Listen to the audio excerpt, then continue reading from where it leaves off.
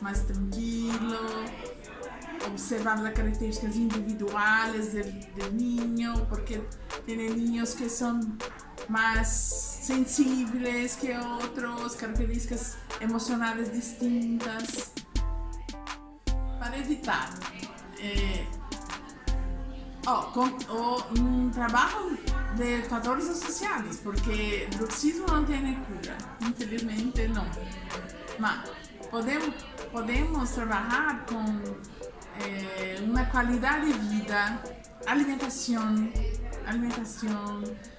calidad de sueño, no estrés o disminuir, no estrés es difícil, es difícil, pero reducir una reducción de estrés, de factores que desencadean, sí, que son asociados, correlacionados. Sí, bruxismo es multifactorial.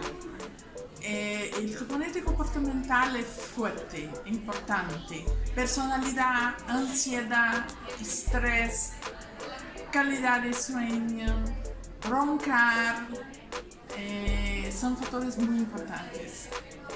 Las actividades placenteras, tareas, la higiene del sueño. ¿Okay? Como te respondí antes, generalmente en sí no es una patología, sino que es una alerta a otra cosa. Uno no, es como que tú le dijeras al papá, ¿cómo evito que mi hijo tenga fiebre? Bueno, tienes que cuidarlo de las cosas que producen fiebre. Y en este caso es lo mismo con el bruxismo. Lo principal es observar al niño, o sea, lo ideal es que el papá llegue con un diario de sueño, que te diga: mi hijo se acuesta a tal hora, se levanta a tal hora, despierta a tal hora, entre medio se come una merienda o toma una mamadera, antes de dormirse se da un baño, en realidad juega, sale a jugar a la pelota y después llega directo, se duerme. Y así nosotros podemos tener una idea de tanto los hábitos, que sería lo conductual, más lo fisiopatológico, que es la enfermedad probablemente tal. Eso es lo principal, que el papá sepa, porque cuando el papá llega, mi hijo retiene los dientes y no tiene idea de nada más. No, porque el hermano se queja, pero no tiene idea de cómo duerme, si se mueve mucho en la cama, si transpira o no transpira, si tiene es muy inquieto. Va a ser difícil que nosotros podamos saber qué pasa con ese niño en la noche si nosotros no dormimos con él.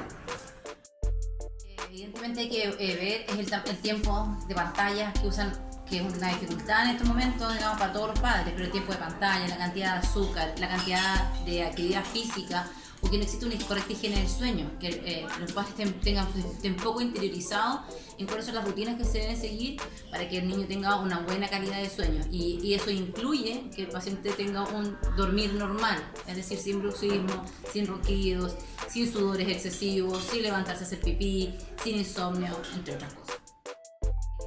En los niños, al igual que los adultos, el bruxismo tiende a ser un síntoma de otra cosa, y lo que el clínico tiene que buscar es a qué está respondiendo este comportamiento nocturno. Lo que está más asociado en niños, sin lugar a dudas, son los trastornos respiratorios del sueño.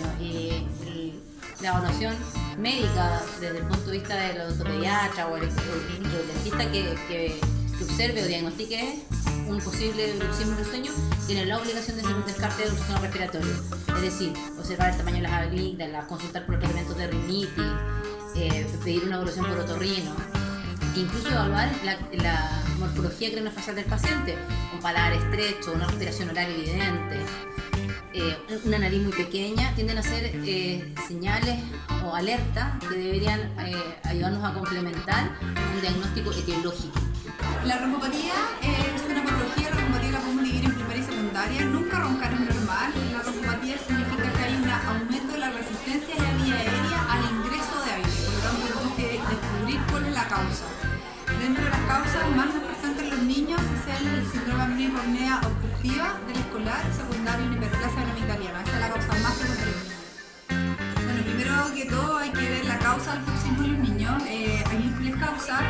Primero hay que ver qué es lo que lo está provocando. Puede ser un reflujo, puede ser un síndrome de apnea del sueño, puede ser una mala higiene del sueño, una alimentación inadecuada a la hora de irse a dormir. Hay que identificar las causas. Una vez que uno identifica la causa, puede ser tratamiento. Algo muy importante es una buena